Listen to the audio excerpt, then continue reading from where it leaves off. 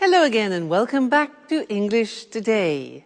This is DVD 20 and the third DVD of your advanced level. And in this DVD, we'll start with another 2 episodes of our story, That's Life. And then in our special TV programs, there'll be a discussion about how to manage change, known as change management. Then we'll move on to cinema and take a closer look at Star Wars.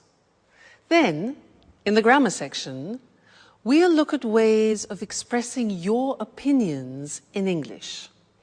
Then we'll study the construction used to, which we use when we're talking about habits. All right? So, have fun.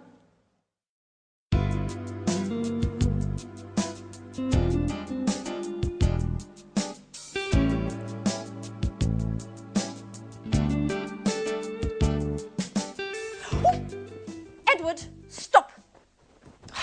Put that infernal gadget away. That's enough.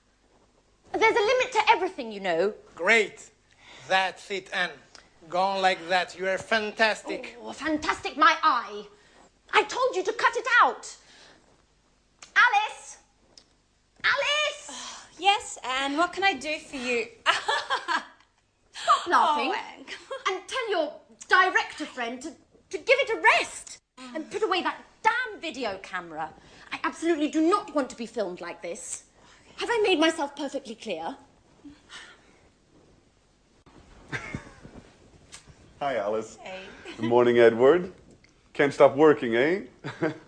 What's on the menu for today's shoot? Wow, Anne, you look beautiful. Excuse me, could I use the bathroom for a moment? Anne? Thanks. Oh, calm down, Anne. None of these sessions are going to be shown for air. At least for now. What exactly does for now mean? Well, once all the material's been put in place, cut and edited, Edward's planning on showing it to a producer. If it's accepted, the idea is to go for our own TV program.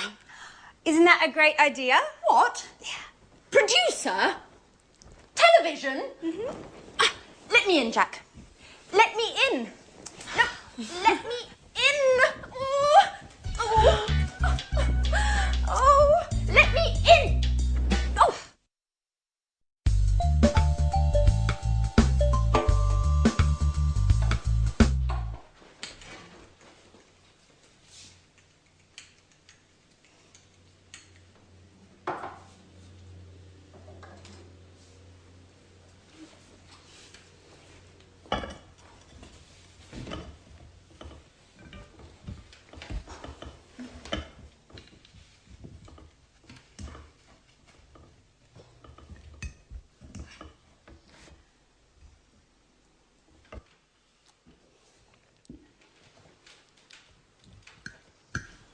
So, Anne, what do you think of Edward?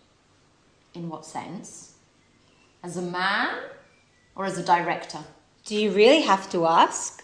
As a man, of course. Well, I've just met him, so I can't really say. But as a director, my view is that he's a bit too intrusive. Come on, Anne, get over it. That's his job. In my opinion, I think he's just great. Oh, what's this I'm hearing? Our little Alice might be in love? Well, yes. As I see it, Anne, this is the first time in my life I've fallen head over heels in love. So much in love. But he doesn't even notice me. You know, we share so many common interests and we see things in the same way. We can talk for hours on end, but it just ends there.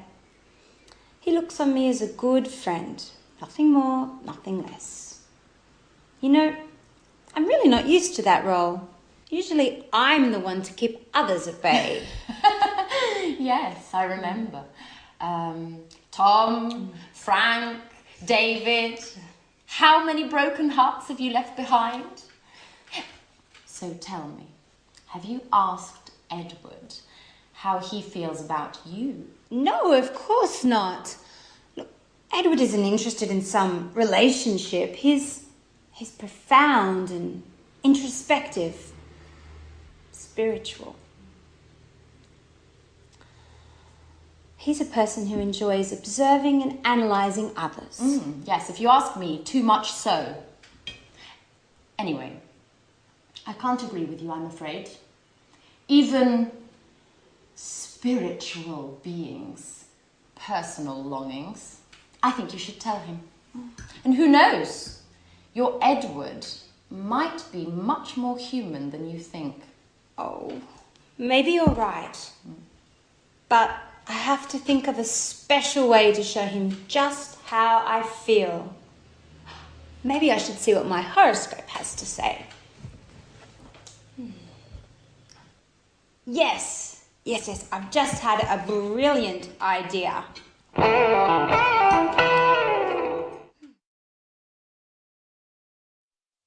Hello again and welcome back to your live English language TV program. Did you hear in that episode how the girls were talking about their love problems? They were exchanging opinions about their love problems. Well, that's what I want to study with you now, is how do you express your opinion in English and how do you ask other people for their opinion? Now, to do this, I want to talk about an article which I read yesterday, in fact, in this magazine about women. And the article made some statements, and I want to ask you what your opinion is about the statements that I read, and I will tell you mine, all right?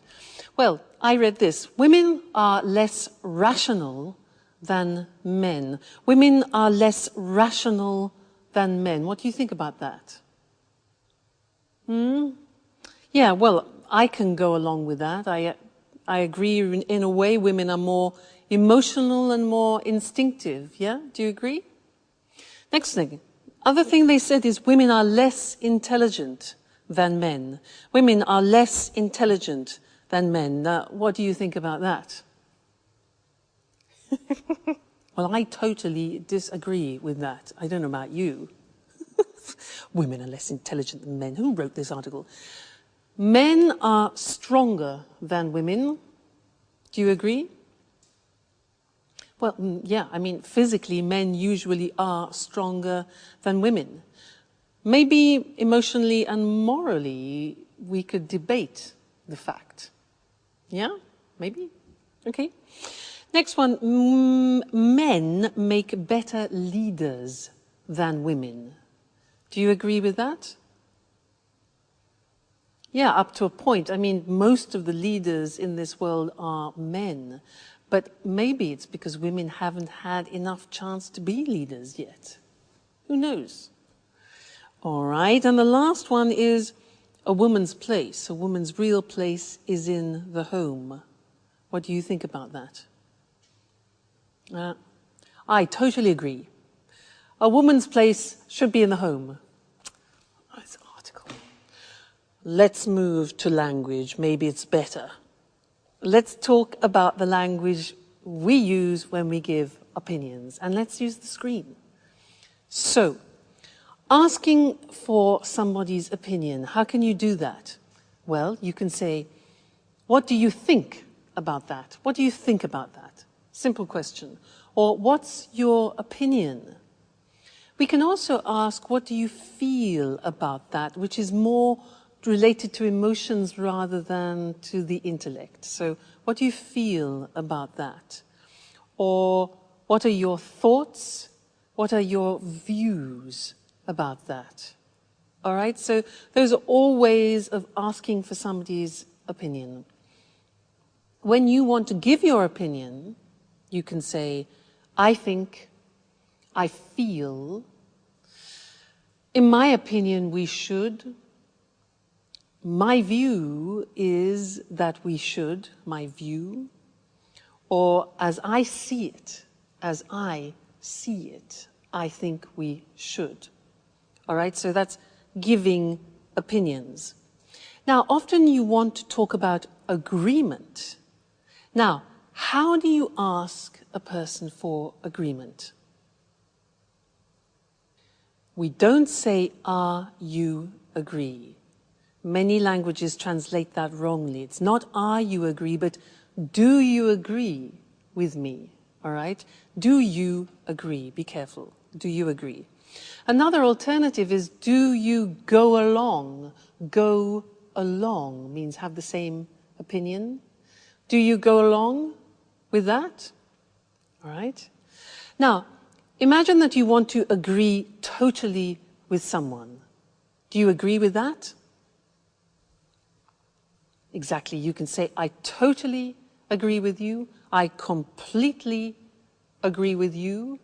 You can say, "Yeah, I go along with that. I agree with that." You can also say, "That's right," "exactly," or "absolutely." Those are all ways of agreeing totally. Now imagine that you agree sort of, you agree partially. The language here is, "Yeah, that's a good point, but I agree with you up to a point." I agree with you up to a point. So that's partial agreement, but not total agreement, all right? Now, disagreement. To be polite, you can say, "I can't agree with you, I'm afraid." If you say, "I don't agree with you," that's quite aggressive. So it's better to say, "I can't agree with you, I'm afraid," for example, if you're in a meeting. But if you want to be aggressive, you can say, "I totally disagree with you." All right, so that's an aggressive disagreement. And you could also say, "Oh, come on, come on." All right, so there we looked at exchanging opinions, giving opinions, asking for opinions, and then talking about agreement, agreeing totally, partially, and disagreeing. I'm sure you'll find that very useful because it's what we do every day. All right, so happy practicing and see you in the next lesson. Bye.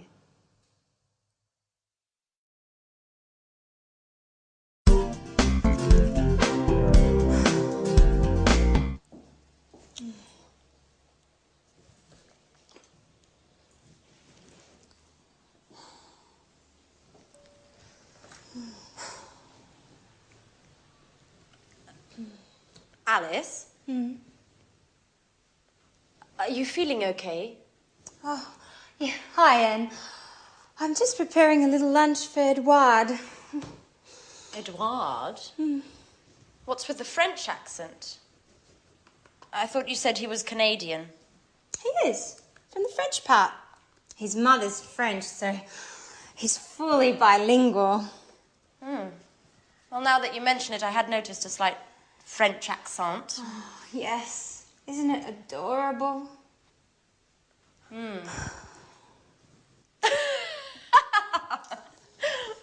Well, I must say, love does work wonders. I'm not at all used to seeing you as a housewife. Well, to tell you the truth, I haven't got used to it yet. You know, I just hope I got the recipe right. You know, I followed the instructions to the letter. But you know I feel like a fish out of water with these things. So, you've decided to go for Edward's jugular. Well, not only that. Here's the crowning touch. What is it? It's a Chinese fortune cookie with a little note inside. What a romantic idea. Do you think? I wrote the note myself. I thought I would surprise him by hiding it inside his napkin. Like this. What do you think? I think it's just perfect. You'll see. It will go straight to his heart. Oh. Wait, stop.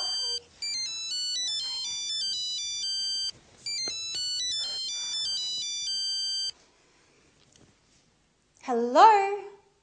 Yes, this is Alice. Oh, It's already come in. What? Oh, in half an hour? Yeah, okay. I'll be there in a few minutes. Anne? Could I borrow your car? Please? I have to go and pick up a packet my father sent me, but the post office closes in half an hour and I won't make it on foot. My car? You don't have a license? Oh, don't worry about it. I have it. And anyway, I always used to drive. You know, my dad's got a car just like yours. Okay, I'm off. Tell Edward I'll be back in a flash. Alice? Alice? But who's going to clean up this mess? Get used to it, Anne. It's the same old story. Now I'm late.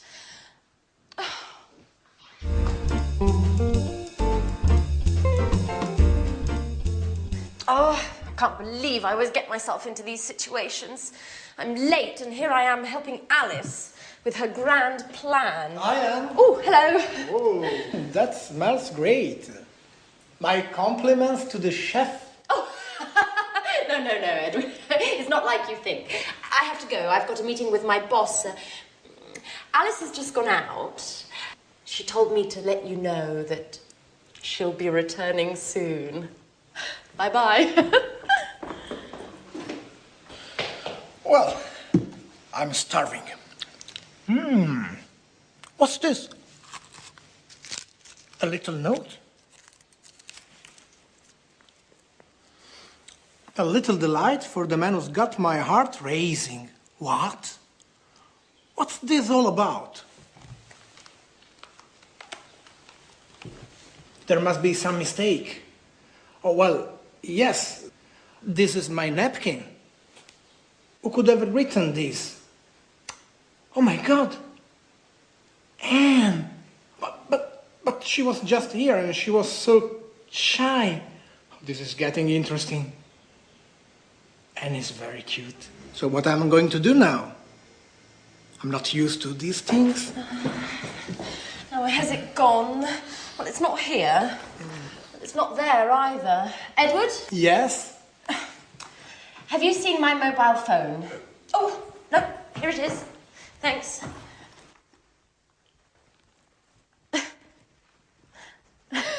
Pardon me. Why are you eyeing me like that? Nothing. Well, all right. I've got to run. Bye-bye. She's acting like nothing is happening at all. This is getting very interesting.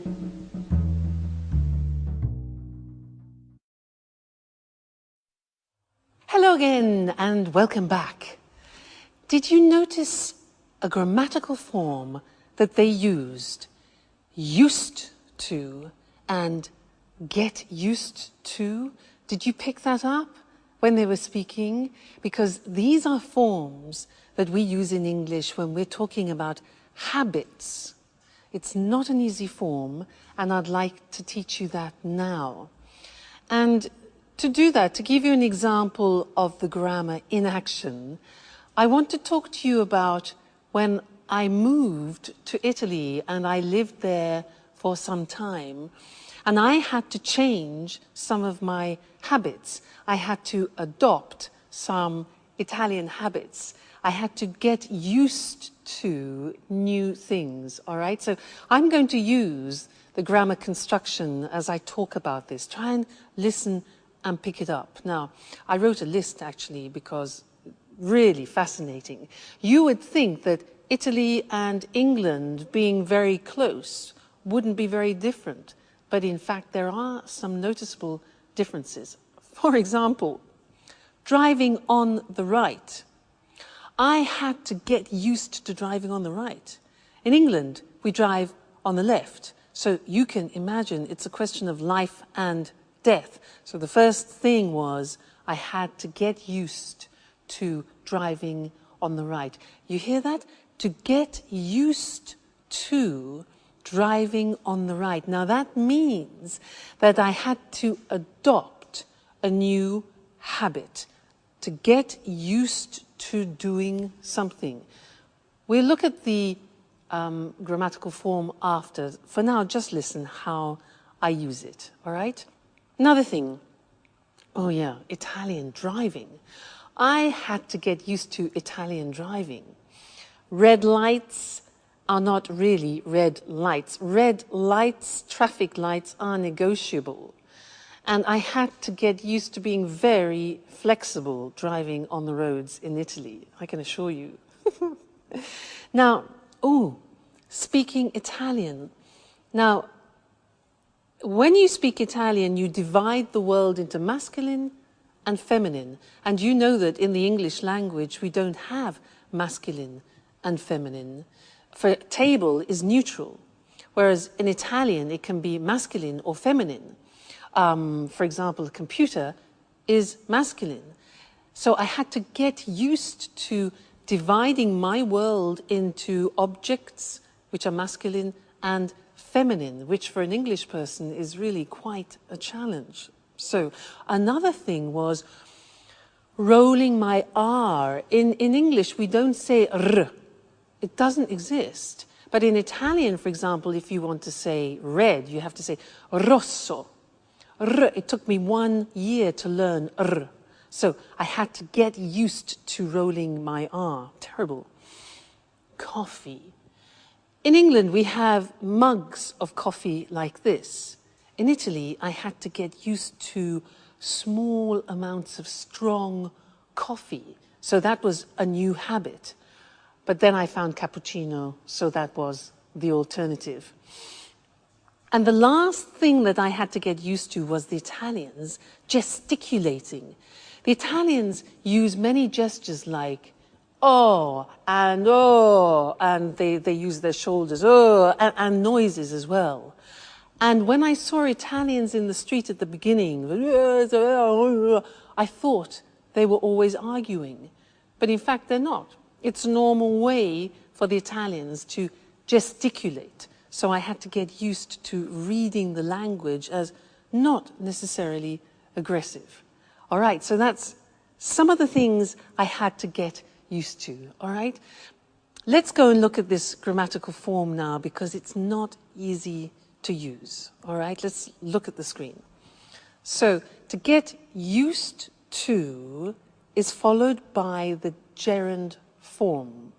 And it describes this process of changing and taking on a new habit. Look at the examples. I'm getting used to speaking Italian every day. Used to speaking Italian. Now, we use the verb get used to, because it describes the process.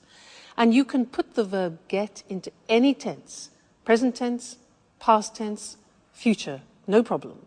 Here we have it in the present continuous. So, I'm getting used to speaking Italian every day. Listen to the pronunciation. I said used with a T sound. Used, not used or used. Used. That's very important to distinguish it from the other verb, use. Okay? Used. The next example, I still haven't got used to driving on the right. Here we have it in the present perfect. I haven't got used to driving on the right. Next example, don't worry, you'll get used to it. For the future, you'll get used to it. All right, so here we have an example in the future, used to it, which is an object. In the past, I had to get used to it. In the question form, how long did it take to get used to? Okay, how long did it take to get used to? So, a difficult form. Now, let's move on to the next section, which is the verb to be used to. This is very interesting because when you change a habit, it's a process. But then when you have adopted the habit, it's a state. So we use the verb to be.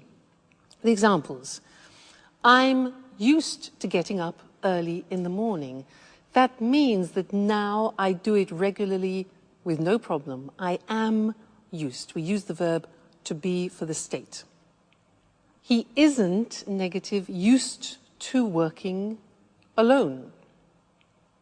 In the past, I wasn't used to driving on the right. So here we have a state of a new habit using the verb to be.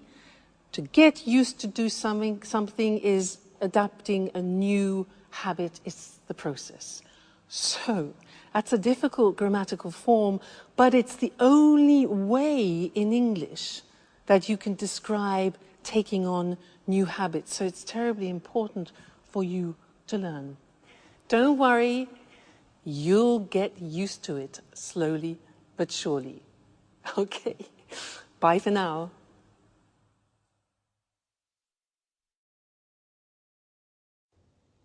Hello, and welcome to this week's edition of Let's Talk, our evening discussion program with our commentators, Tom and Marie. Good evening, everyone. Good evening. According to a recent report from the EU on the economies of the Eurozone, many companies are going through a difficult period. Senior managers are realizing that business as usual is no longer possible. Many companies need to embrace radical change in order to survive. What do you think about this situation? Well, it's true that today companies must face up to the fact that they may have to change the way they do business. New technology is making this change necessary, and new competition can result in a company having to completely rethink its business plan. I agree. Another example is when a company decides to enter a new market and becomes very successful. This success can require changes to the way the company does things. All these situations result in changes being needed to the way a company operates. It's not easy to make changes to the way a company operates and the way people work. How can a company do this successfully? Well, there's been a lot of research on this topic. It's called the change management process. I see. So what are the elements of a successful change management process? Where do you start? Well, it's important to analyze the situation carefully before embarking on a process of change. A good analyst will identify the key areas of a company's operations that need to be changed. Then an effective change strategy needs to be drawn up. This says exactly what needs to be changed. That's right. Input to the strategy can come from the management team or an external consultant. In addition, all the company's workers should be asked for ideas. Sorry, I don't quite follow that. Do you mean that the workers in a company should be able to decide what changes are made? No, that's not what I mean. Everyone in the company should be canvassed for suggestions on changes that could be made to the company. This enables employees to buy into the change process. They feel included and are more likely to implement the changes once they've been decided. Okay, I see. It's clear now. So, lots of people input into the change strategy. And what happens next? Well, now the strategy has to be implemented. It has to be put into action. This can be the most difficult stage of the change management process.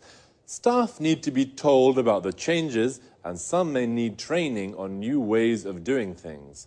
A member of the management team should be available to answer questions from employees about the changes taking place. And once the changes have been implemented, is that it? No, it's not.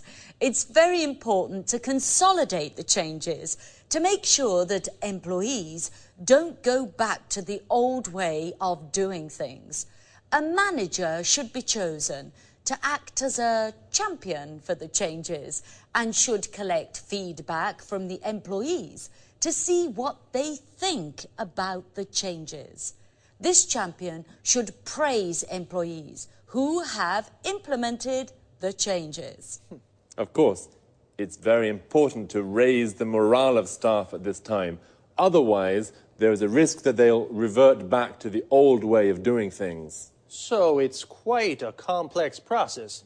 Well, companies need to know about change management techniques in order to survive in today's rapidly changing markets.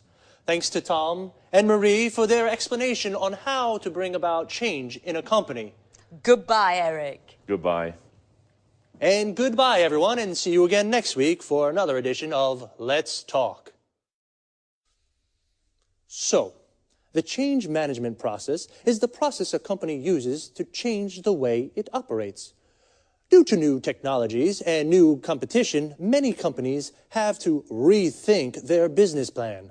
To rethink something means to reconsider, to think again about a choice you made before.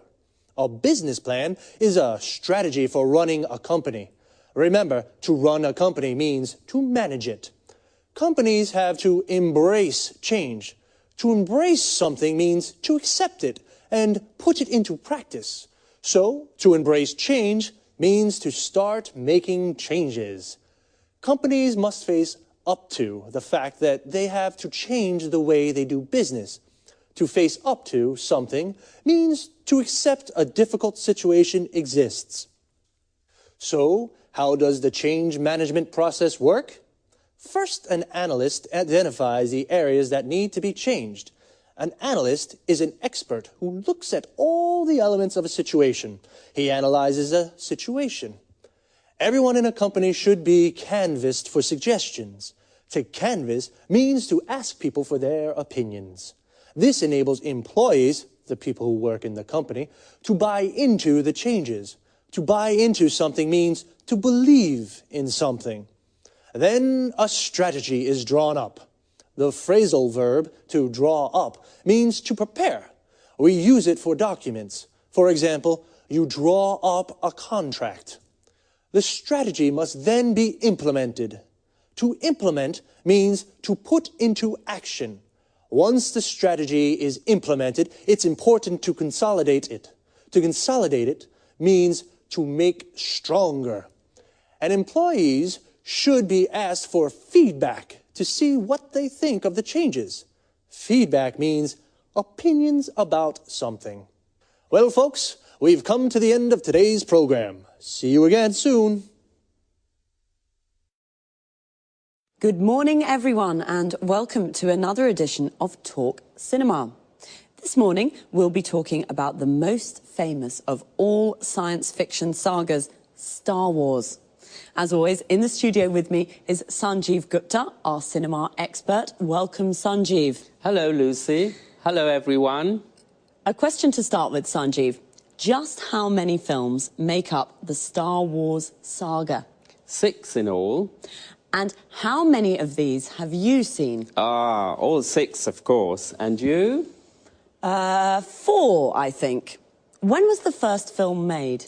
The first film, A New Hope, was released in 1977. The last film, Revenge of the Sith, was released in 2005. And who's the director? Well, George Lucas wrote the scripts for all the films and directed 4 of them. And what about the other 2? Irvin Kershner is the director of The Empire Strikes Back, and Richard Marquand directed The Return of the Jedi. What's so special about the Star Wars films, Sanjeev? Lots of things, actually, Lucy. You know, the first Star Wars film, back in 1977, broke new ground with its special effects. New methods were used whereby the action shots were taken against a blue background with real models. It doesn't sound sophisticated compared with today's computer-generated effects, but 29 years ago, it was revolutionary. In fact, the amount of time Lucas spent on the special effects almost resulted in the film not being finished. Why do you think the films have been so enormously popular? We're dealing with science fiction here, but really the storylines in the films draw on themes common not only to science fiction, but also to classical mythology. Really? Interesting.